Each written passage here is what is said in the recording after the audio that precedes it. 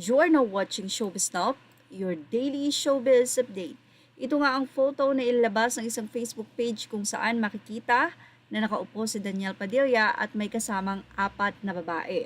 Dito ay nagkaroon nga ng iba't ibang kuro-kuro ang mga netizen dahil ang sabi October pa raw ang photo na ito kung saan si Catherine pa at si Daniel. So binigyan nga ng ibang kahulugan ng mga netizen ang nasabing photo na ito ni Daniel Padilla kasama ang ilang girls. Kaya naman this time, tila nagbigay nga ng depensa ang ilang mga netizen kay Daniel. Ayon sa kanila, tila sinisira na raw ng husto si Daniel. Tandaan, dapat daw ng netizen or ng fans na yumaman si Catherine dahil na rin sa love team up nila ni Daniel Padilla.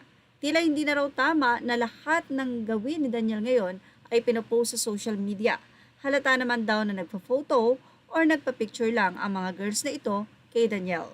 At bilang celebrity, kailangan niya itong paunlakan. Well, narito po ang naging say ng mga netizen.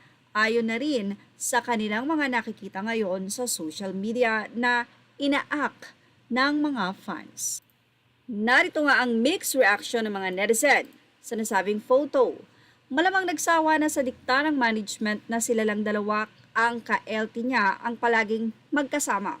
What to do? Ang babata pa nila ng magjowa. Kaya madali din na umay. Breakup expected when you have a relationship at a very young age.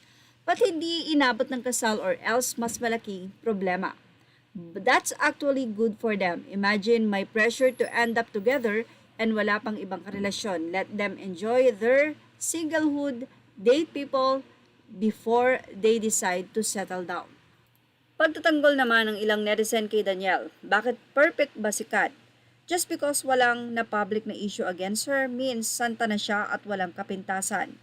Pagtatanggol naman ng isa, wala man namang nagsasabi na perfect si Catherine because no one is. That goes for whoever your idol is as well. But Daniel cheated on her many times and you can't deny what he did. Say naman ng isang netizen, nandamay ka na naman, idol mo maraming issue. Pero kay Kat ka nakafocus. Totoo namang mahilig yan mag-bar. Kat is not perfect. Wala nga siyang experience sa pag-handle ng relationship kasi first boyfriend niya si Daniel. Pero wala siyang cheating issue. So wag mong sisihin si Kat dito at siya ang reason kaya pwedeng magloko si Daniel hanggat gusto niya. Hindi pa dyan natatapos ang pagtatalo-talo. Sa ipa ng ilan, wala namang perfect na tao pero Catherine ay faithful girlfriend. Hindi related yung post kay Catherine so mahilig mag-clubbing si Daniel October last year pa. Sa ipa ng ilang anonymous commentator, true kasi parang lahat na lang ng gawin ni Daniel masama. Paano kung nagpa-picture lang sila? Siya nga lang naniniwala kasi nasa bahay lang and chilling lang. Ito pa ang naging komento ng ilang mga anonymous commentator. Anila, nakakatawa na talaga, obvious namang mga dancers performers na nagpa-pic lang sa kanya. Pati ang ginagawa ng issue ng fans ng ex niya. Blame the promoter. Ito naman ang ipinaalala ng isang netizen sa Katniel.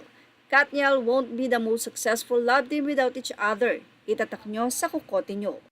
Sa ipa ng ilan, sobrang dinidiin at naghahalukay daw talaga ng kung ano-ano para lang masira si Daniel. Even ang mga taong innocent na dadamay because of these rabid people on the internet. Ang ending, mga taong involved na kamove on na pero sila hindi pa. Well, kung kayo ang tatanungin natin mga ka-showbiz snaps, dapat ba na ipagkatuwa ang nangyayari ngayon na di umano ay pagbagsak ng career ni Daniel dahil na rin sa mga past na ginawa niya and this is the consequence? Ilagay na ang inyong opinion sa ating comment section. Images are all credit to the rightful owners and thank you for watching Showbiz Now.